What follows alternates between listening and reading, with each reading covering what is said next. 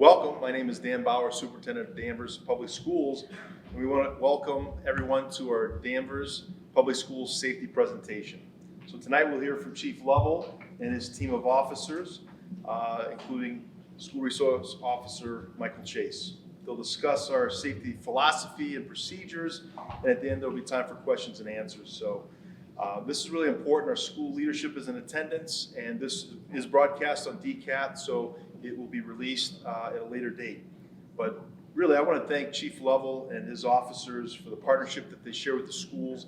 It's a critical relationship, and as I'm learning more about our school system and community, that strong relationship is one that is not only critical for the safety of our schools, but it's one to improve our school safety and also develop relationships within the community. It's so impressive to me that many of the safety procedures and protocols that are in place have been implemented years ago. Coming from my previous district, Danvers was ahead of where I was, and really seeing the model that they provided, it's very strong. And the piece that's important to note is that it's continual improvement with school safety. We talk about it all the time. We talk about ways we can improve. Our administrative team, we're all committed to school safety. It is our top priority. It's #1 listing of our district improvement goal, our school improvement goals. And it's something that not only we stress with our staff, but we want to share information tonight with our community, just to reassure them that it is our top priority, but more importantly, it's a process of continual work to ensure school safety. So one item that we've implemented this year that is going very well is our school safety committee. That's comprised of our school administration, police, fire, DPW, school committee, as well as a teacher from Danvers High School. This committee serves a great purpose. We meet on a regular basis once a month to discuss policies and procedures of safety, ways to improve communication, and it's been very productive where we've been able to talk about items that will make some improvements upcoming this month, which will be School Safety Month in October. So again, I'm very proud of the collaboration that we have, very grateful for the collaboration. We have a wonderful group of school resource officers that are in our schools that not only protect our schools, but provide guidance for our staff, for students and families. So at this time, I would like to turn this over to Chief Lovell for an introduction and then move on with this evening's proceedings. Thank you. I want to thank Dan. He's been a great partner since he took over July 1st officially. Constant communication between the police department and the school system. Always a phone call away for either one of us if we need something. It's a great relationship so far. Very excited to continue on our road with Dan.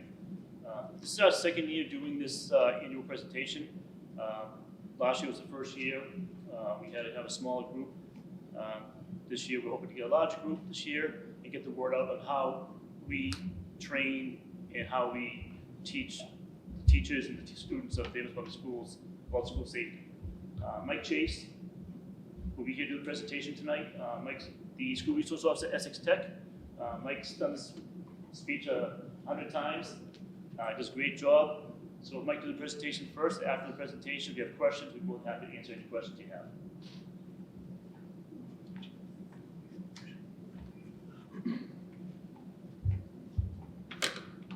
Good evening. Here's a breakdown of the command staff of the Danvers Police Department.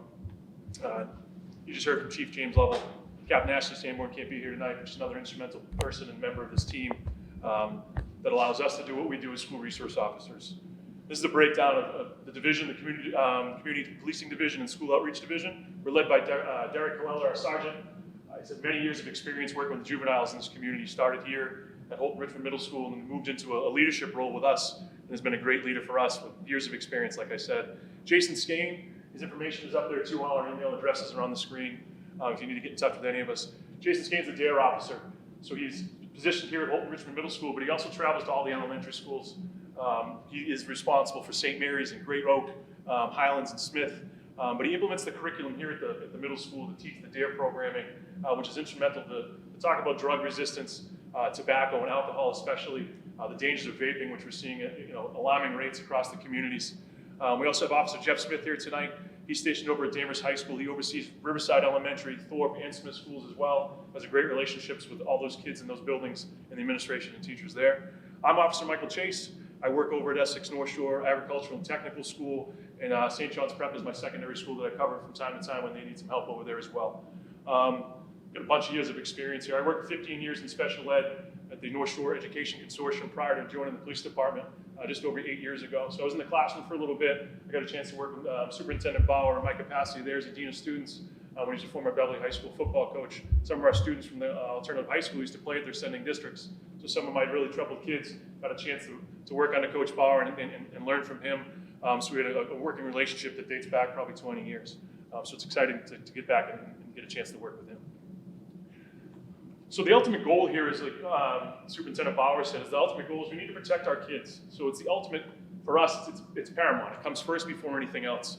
And every time I stand in front of a group of people, whether it's parents or teachers or even the kids, we want to make sure that they understand that. And this is a collaborative effort. It's the police department, the superintendent of schools, as it trickles down throughout the entire administration and all the teachers, all the way down to food service and bus drivers.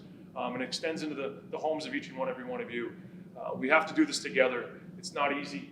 And this is not an easy thing to talk about, right? Because it's a difficult thing for us. Unfortunately, it's the world that we live in today. There's thousands of case studies now across the world. We last year had 51 school shootings that resulted in death or injury across the country. That sounds like a lot, and it is, because we saw the impact last spring on May 22nd, just from an incident at St. John's Prep. Nobody was hurt, nobody was injured. That trickled through that entire community. Whether you lived on Spring Street or Summer Street, whether you're an administrator at St. John's Prep, we had a student that went there, or just you saw it on the news and you were a member of this community, we saw the impact that could have. But with those 51 injuries and death that occurred across the nation last year, if you look at it from this standpoint, there was 130,000 schools that are in attendance every day in this country. So the likelihood of this event happening, an active shooter event happening at one of our schools, it's very, very, very small. But that doesn't mean we got to turn our eye to this. Doesn't mean that we're not going to pay attention and we're not going to teach our students and our teachers, so that in case that did happen, it comes to our doorstep, we can put our best foot forward and keep everybody safe. So there is no easy solution. We'll talk about one of the solutions that I have at the end. And fear is a normal emotion. We talk about this. I talk to teachers all the time. When we have presentations and we go back, and the SROs, we go into the classrooms and we talk to them. I talk to a first-year teacher who's 23 years old, with zero experience, to tell them, if you had to lock down this door and hide your children, how was the best way to do that? Where would you set up the desk or the furniture so you could get that in front of the doorway? That's a difficult conversation with somebody. This is somebody that spent their entire career in education, training, going to school, learning about reading, writing, arithmetic, things like that. They're not in there being trained the same way we are, or they don't look at the rooms the same way we were. So we're going to talk about a little of those things as we move forward in the presentation. But like I said, some of this might evoke a little bit of fear. So we're going to discuss what some things are happening across the districts and the options that your child or in anybody in the buildings may have. And the one thing I love about the model that the Danvers Police Department has developed is it can be incorporated in any aspect of your life, anywhere. It's not just about in schools. It could be anywhere what's going on.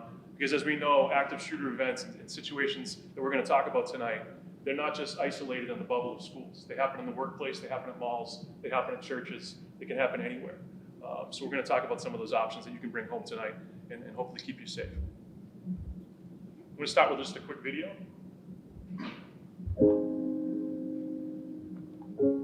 Could you tell me about some of those drawings that you have? What's that one? This one? Yeah, that one. Yeah, what is it? Can you show it to me? It's a monster. It's a swamp monster. That's a swamp monster? A demon bird's a monster with a lot of spikes and was all gray with very long fingernails. A witch with her cape and sharks, goblins, zombies, because they eat people's brains. A snake story with a snake head on the top. Her eyes roll up, and then she has fangs. What do the fangs look like?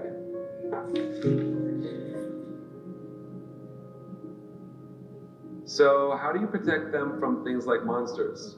Well, we have a couple methods. Sonia has a little buddy that she sleeps with that helps keep her safe. So we just place our foreheads together, so I can show you. Okay.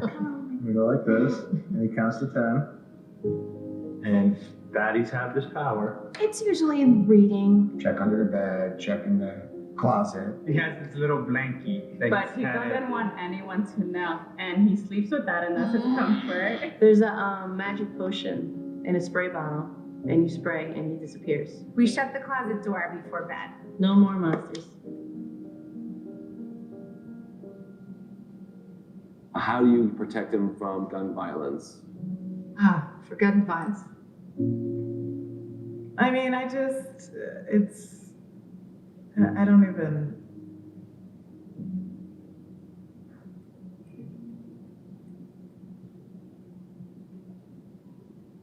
That's a really good question. I don't really think about it as much as maybe I should. Nobody expects it in their school. Nobody expects it in their town. I wish I had a magic wand to change everything in the world that's wrong. Should I not let them go to school and should I keep them home and just teach them at home so we can avoid this? But then my husband's saying, well, you can't let the kids live in a bubble. You really want to make everything right once you have a kid.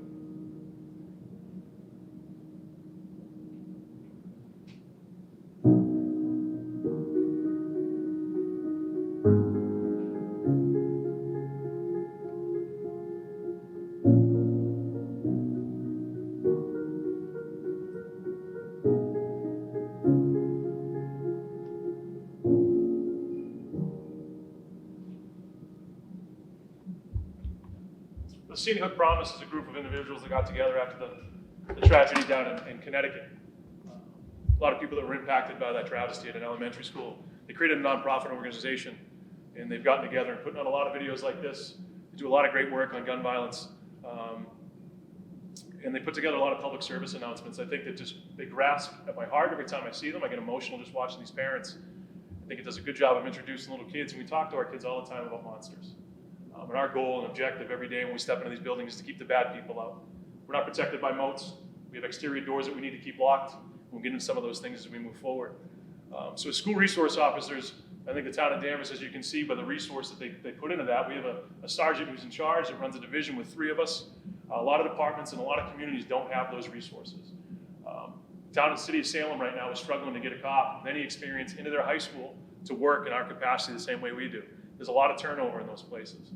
The 3 of us that are in our schools, we've been here for a lot of years, combined with about 25 years in the schools in this capacity.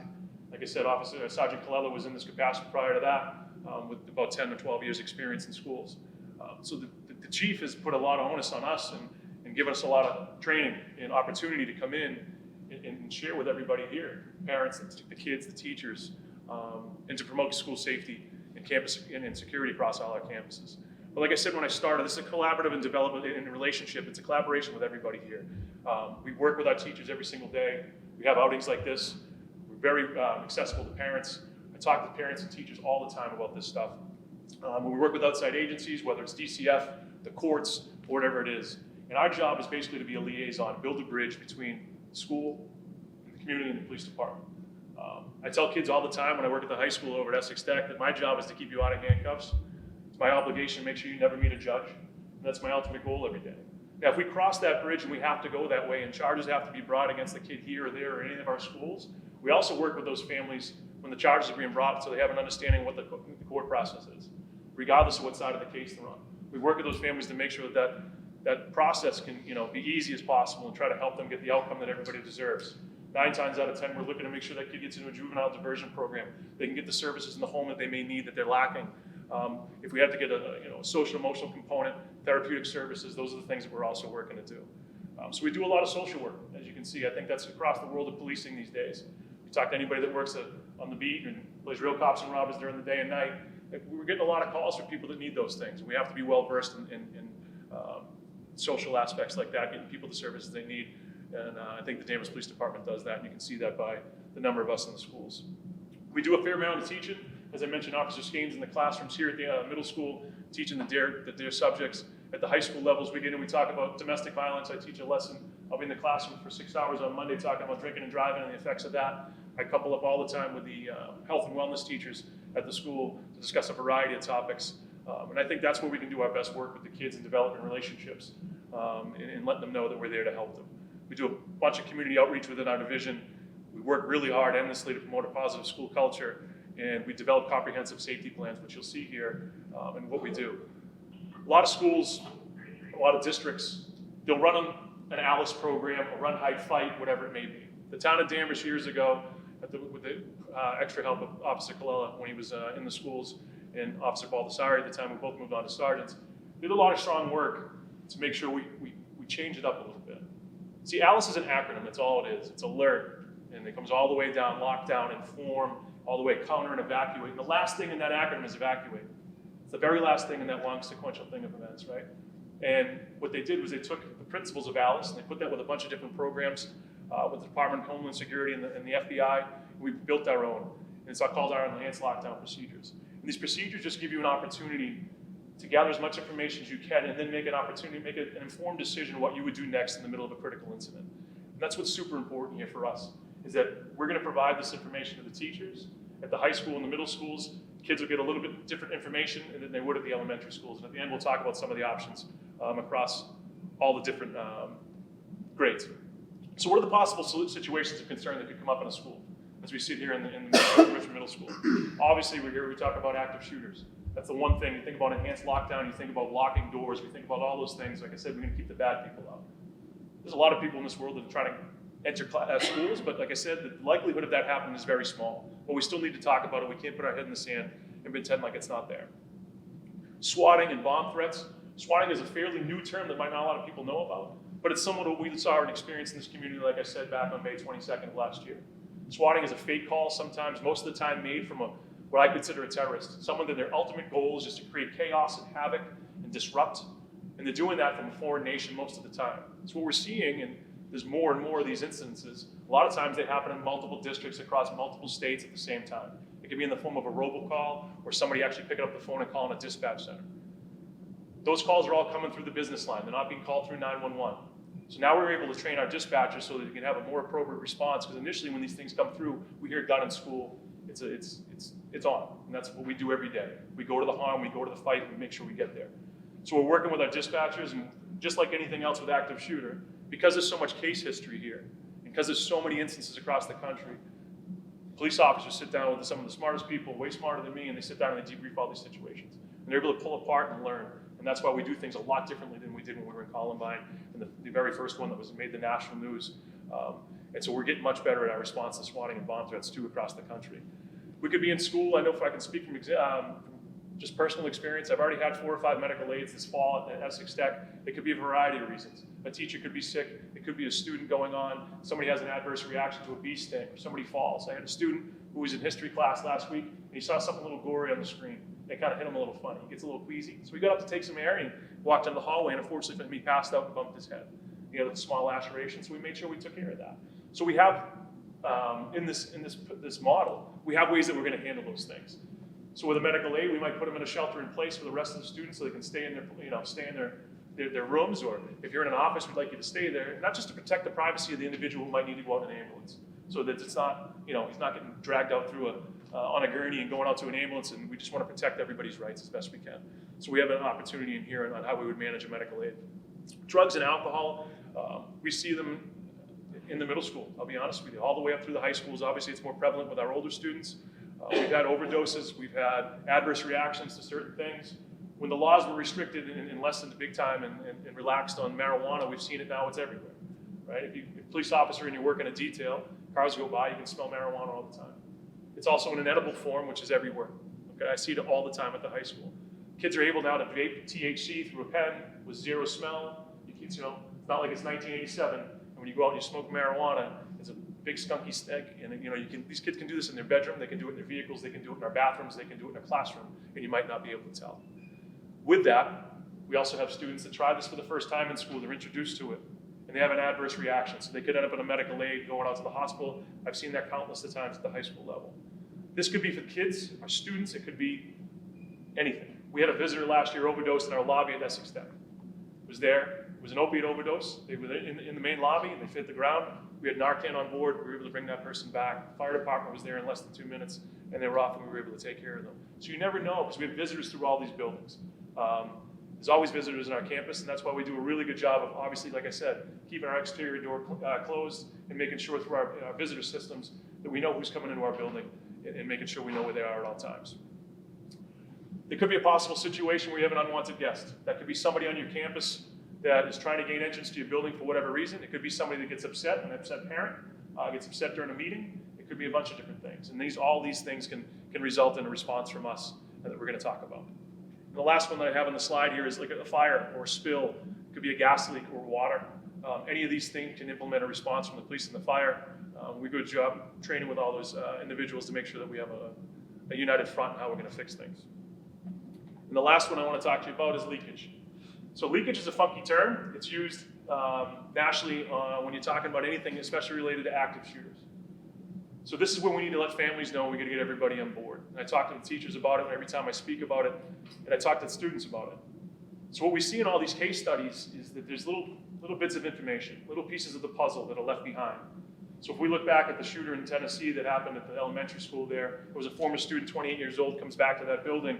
They left a little bunch of notes on social media. There was odd postings that kind of caught some people. There's little mini red flags everywhere, and we have to pay attention to those. So we want to let people know, parents especially, and teachers and educators, that if you see something that doesn't feel right, it's important that you get that information to somebody in the building, whether it's a guidance counselor, the principal, the SRO, whoever it might be. It could be about your kid, or it could be about someone else's child. Don't hesitate to bring that information forward, because that small red flag that you saw that kind of caught you off might be the piece of the puzzle that we're missing that stops something like this. And it's not just related to active shooters. This could be related to self-injurious behavior, suicidal thoughts, things like that we're super concerned about, that we're seeing an uptick in as well, especially after COVID when kids were coming back and isolated for so long. The mental health calls nationwide, not just in schools, but everywhere. The services are really difficult. To get out there and find a mental health clinician right now, they're some of the most overworked people in the country. And for good reason. That was a really difficult time in our country. So the leakage piece is just, we want to make sure that everyone's aware that we want to make sure we're checking kids' social media. You want to be aware and watching their phones and checking their text messages. That's not the helicopter parenting. That's just doing a good job on how we have to do things now. And do not hesitate to bring that anything forward. And I share the same thing with our teachers. We'll see it in their writings. We can see it in a project. It could be anywhere. And we just have to be aware of it. And it's one of those things that if we can stop something from happening, I think that's one of the great pieces of this. So in critical incidents, one of the biggest things is increasing survivability. So if I'm talking about an active shooter. Okay, so one of the reasons why I am so passionate about locking our exterior doors and even our interior doors. So when you walk through the school, you'll see there's magnets on the interior doors. The magnets stay there so that we can keep those interior doors locked as well. Those handles will be locked. But we don't want to disrupt the class process, right? So this still has to function as a school. So the classroom doors will be locked. The kid uses the bathroom, the door can close so it doesn't create a disruption to the hallway. The noise can stay down, but the door will close, but it won't latch. Now, in the event of an emergency, we want to move that really quickly and we close that door. That eliminates a couple things. That eliminates fine motor skill in the moment when there's an adrenaline dump happening. If you thought somebody was in the building who was here to cause harm, we want to make sure that that's not a process we have to worry about. And that also now instills our first line of defense in that classroom if we're going to barricade and stay in there. And we'll get into that in a little bit. Because the idea is our response time nationwide is typically 3 to 5 minutes. I'm going to tell you right now in Danvers, it's far superior to that. So in May, we had the situation at St. John's Prep. We had 5 officers there in under a minute. That's really, really quick. So at any point in time, we had 5 uniformed officers and a sergeant on the street. That's 6 cars. You have the 4 SRO, 3 SROs, and our sergeant. That's an additional 4. That's 6, and that's 10. You get a couple of detectives. That's 12. I know the chief's going to be in his car quicker than anybody else. That's 13. There's going to be anybody that's at the station coming to help out. And that's just here. That's just here in Danvers. So that day I was coming home, I had my knee replaced, and that same day that incident happened at St. John's Prep. I was driving home from the hospital, I was on 128. I got passed by about 800 cruisers at 200 miles an hour trying to get to this community as fast as they could, because everybody there is trained and it is this job for the right reason. They're all there to make sure that our kids are safe. So that's why we lock our doors. That's why our exterior doors to every building should be locked at all times. There's no ever a time when complacency can outweigh public safety. We can't prop doors if we're going to our car to get something quickly. We can't leave our interior door unlocked because there's something going on or whatever it was. There's never an excuse for me ever why any of those things are ever acceptable. If that interior door is locked and barricaded, 70% of all of these are over in 5 minutes. The goal of that person, if they come here with a gun to hurt our children, is to create as much chaos and harm as they can in that frame of time. Believe me, they study this. They know how much time they have. They know they have to act quickly. So if those classroom doors are closed and that first thing is just it's a locked door, if their grievance isn't against the particular person on the other side of the door, when they meet that first level of defense, they're just going to keep moving and they're going to keep moving. And that's the ultimate goal, is to keep them moving until we show up. And we're going to be there really, really quickly, as we showed you. So opposite of Alice, the first thing I'm going to talk to you about for options is evacuate. This is what we tell kids and staff every opportunity. If you have enough information in your hands to where the threat is, if you think you can leave safely, we want you to do that. If you are not there, if you're not present at the time that something's happening, you can never be a victim of a crime if you're not there. That goes for anything, anything. That's why your parents tell you nothing happens good after 11 o'clock at night. This also matches our natural fight-flight response. If we hear bad stuff happening, people typically run. You've seen a video, you hear bang, people go. And that's a good thing. And that's what we want them to do. So if you're inside, we tell people to get outside as quickly as you can. If you don't have an exterior door, we want you to use a window, any means possible to get out, and don't stop running. We saw videos from social media accounts from all these events. We saw it in our own community with kids running down Route 95 in the opposite direction of the school. And that's what we want. We want people to get out and go and do not stop and keep going. Shelter in place is another option. So shelter in place can happen for a variety of different reasons. Like I said, during a medical leave. If we want kids to remain in class, excuse me, we want teachers to continue teaching. We'll keep going with business as usual. We'll limit bathroom passes. No one's going to leave the room. If you had a guidance appointment to go see your guidance counselor to talk about your schedule, we'll cancel that. If some student is really agitated and needs to go to a separate spot, what we would do is send somebody over there as an adult to one-on-one them to the direction of the place that they need to go, because we're going to take individual welfare, obviously, at that moment. But this would be if we thought something was going on outside the world. They just had this in the city of Lynn the other day. There was a shooting, and the suspect was at large. So multiple schools, including Lynn Tech, went into a shelter in place. There was businesses that went into a shelter in place. And it's just, the idea is we want to keep everybody safe. We want to know where everybody is. If anybody's outside in the playground, they're coming in, and we're just going to continue business as usual and keep our eyes on things and be aware of what's going on. So we use this all the time. The major one, like I talked about, was barricade or lockdown. This would be if we were here and we didn't have enough information, but we knew something bad was going on. And you can get that information through a variety of different ways. You can hear it because you heard a gunshot. You get a text message. It could be an audible alarm. It could be a message over the intercom. It could be any way. So the idea is that interior door would already be locked. So if you're in an office or a classroom, we want you to close that door and remove that magnet. We just ran a drill at Danvers High School the other day and it went spectacularly. Staff were moving quickly, the kids were really good, and we asked every student there to barricade with the assistance of the staff. So they did that. They moved furniture quickly, they were quietly, they shut their lights, they got away from the windows, and they barricaded the door. So when I talk to teachers, I tell them, like, just take a look at your classroom. I go back to that 23-year-old teacher who's never taught before. They don't have to think about where am I going to put furniture or the physical layout of their classroom. So that's why we just want to bring this stuff to their attention. Where is that desk or bookshelf? If you're a 5'1" female who weighs 107 pounds, can you move that across your entire room? Maybe not. You have to elicit the support of other students. And we have our little kids do this stuff as well too. It's important. So the layout of the classroom, like I talked about, there's one instance down in Parkland, Florida, at Stoneham Douglas High School, where a former student came back in and killed 17 people on a terrible, terrible day down there, on their worst day. And one of the takeaways there is we learned about hard corners. So as you can see the picture behind me, this is the area of the hard corner where it would be. See, this individual was able to kill 17 people and he never once stepped inside of a classroom. He never entered a classroom, never had to check a door, didn't even need to. The crazy thing for me when I talk about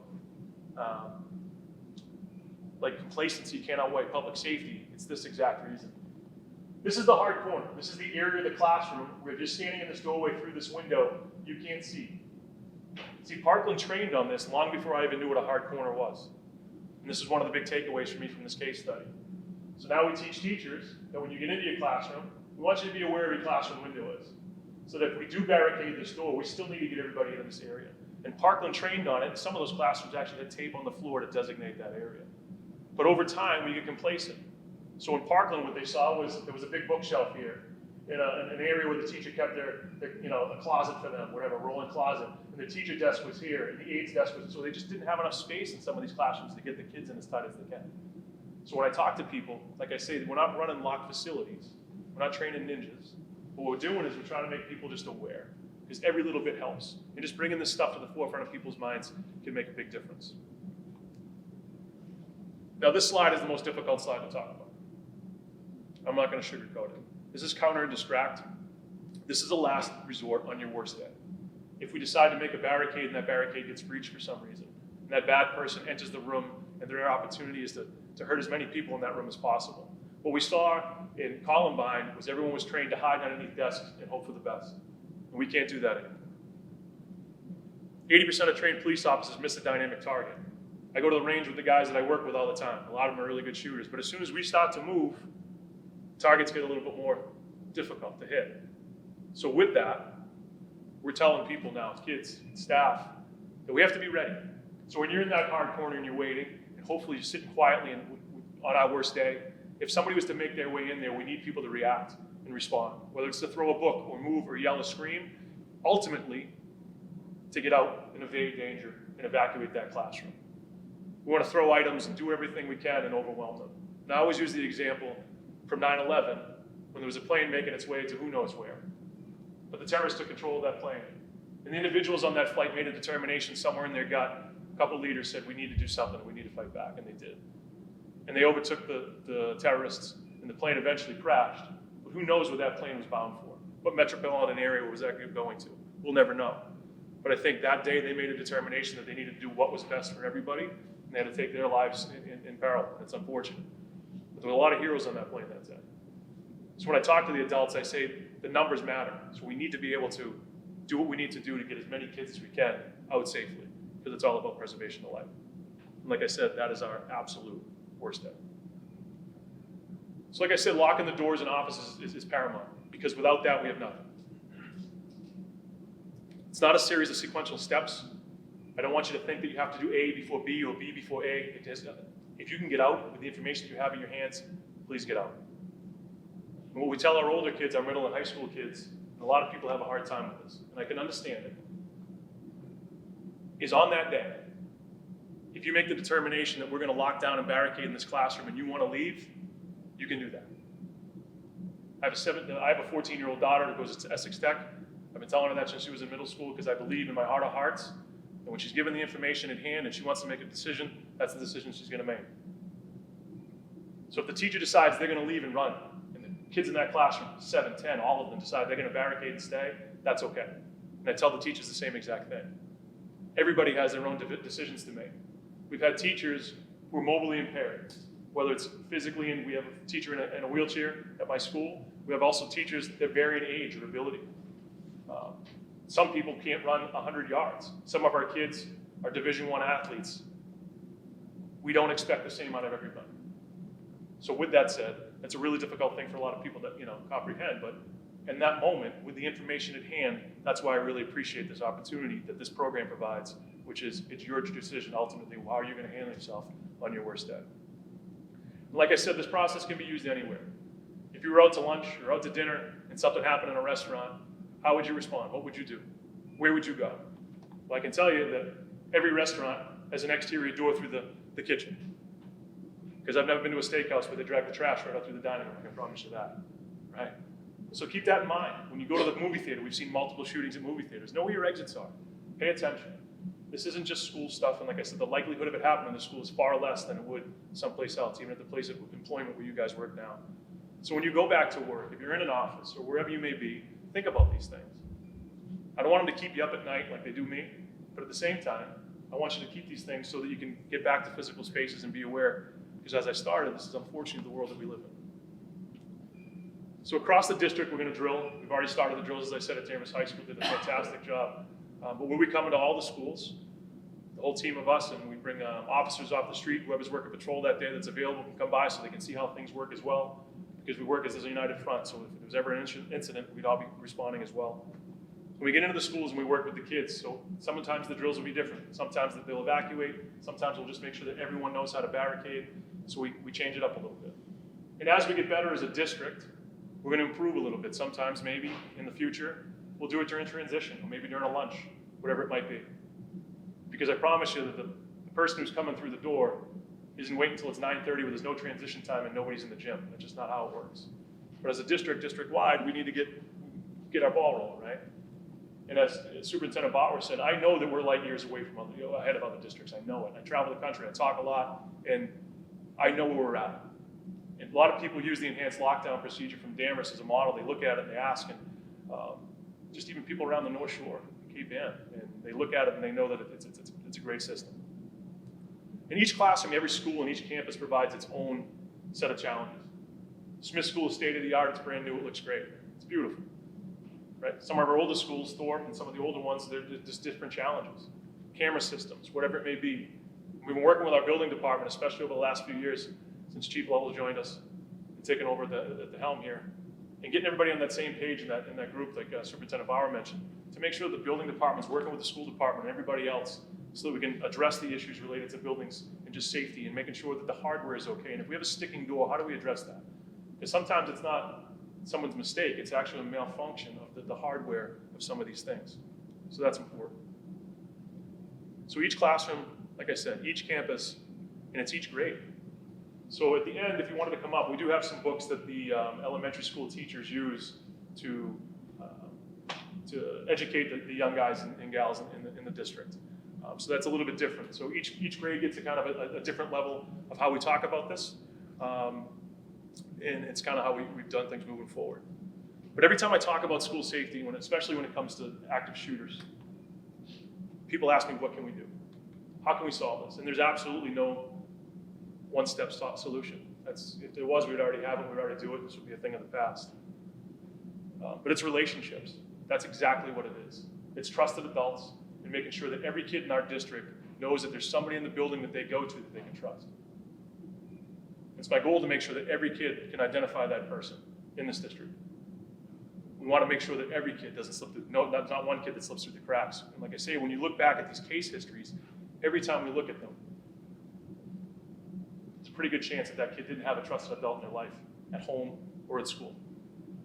And I know that a lot of the kids that I work with every day in the last, it's been a long time, I've been in education since 2001. A lot of kids out there that don't have a life that I was afforded.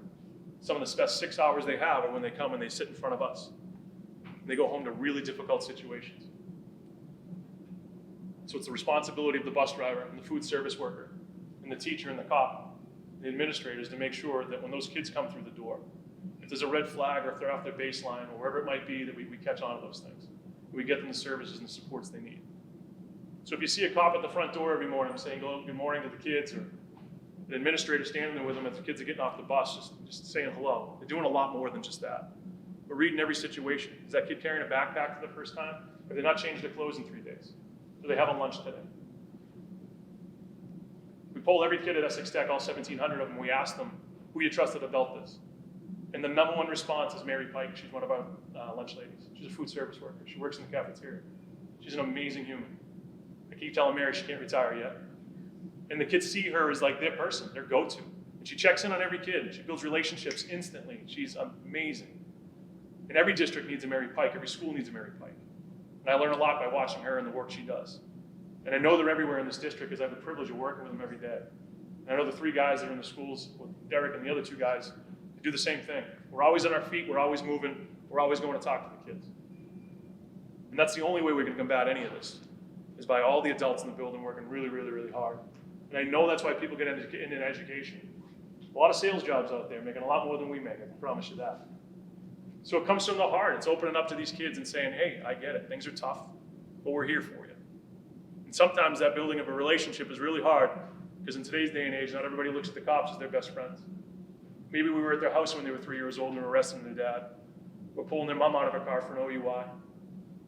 See, when they call the cops, it's not usually to say thank you and provide us with a sandwich. We don't get that too often. And that's why I like doing the work here in the schools. It's so much more important.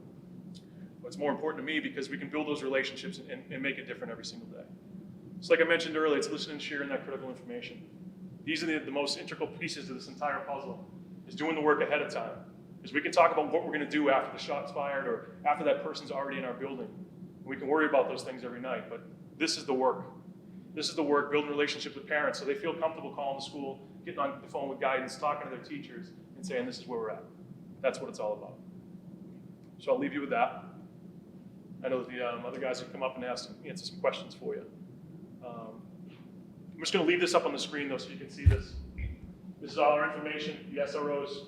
If you want our email addresses or anything like that, it's all there, so if you need to get in touch with us.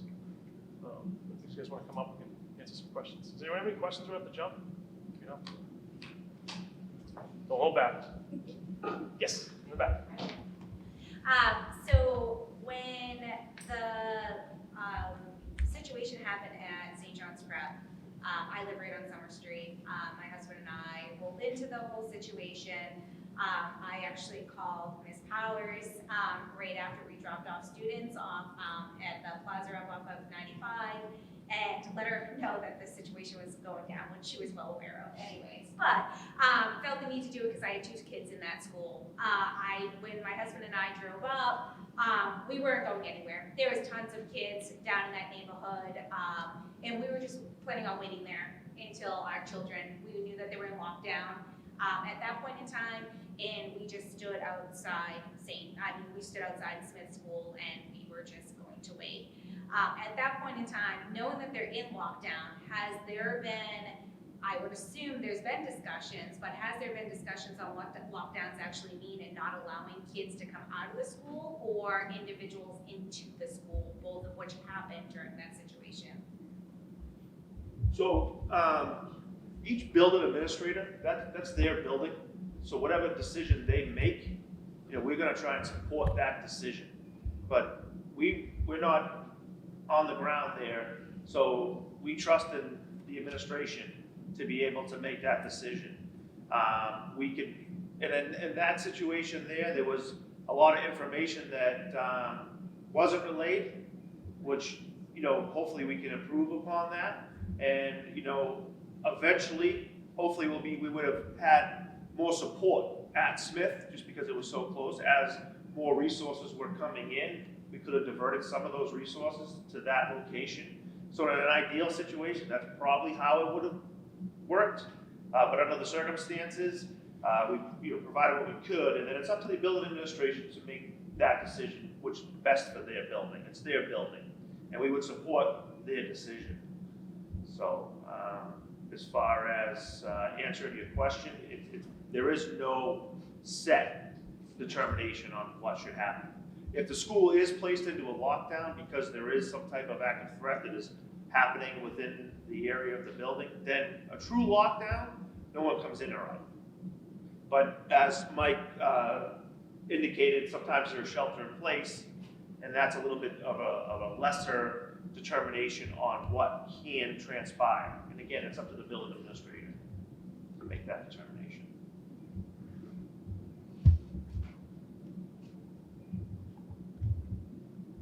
Anybody else? You have some questions?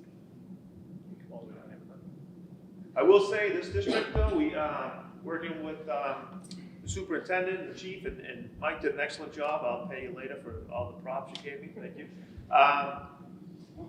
We saw a concern with the interconnecting doors within some of the classrooms, and I know Jay was working with the fire department, and the building department came up that we bought a product that is so much more secure and allows the teachers to be able to secure that interconnecting door. And it's just an example of how the district is improving on the safety of these buildings. And it's pretty remarkable because it does not happen everywhere.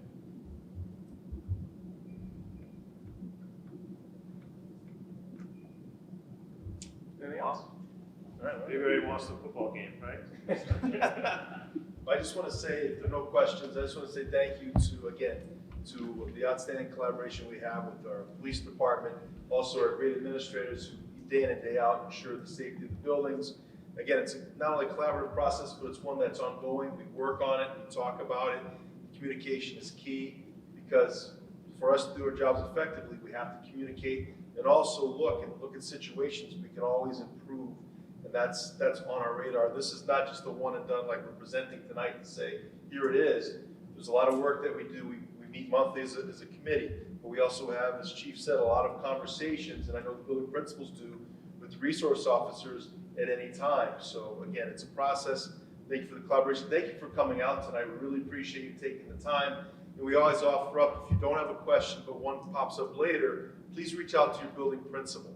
We'd rather you reach out directly to our building principals who can answer any question, and it could be one where maybe you'd rather talk with the resource officer. They would put you in that direction as well. So we're here to help, but we can only do that if you reach out to us as well. And we're always willing to talk and solve any problem, help you in any way. But again, I want to thank everybody. Thanks to DCAT for filming. We will present this out to the community when it's available. And I hope everyone has a safe, good evening.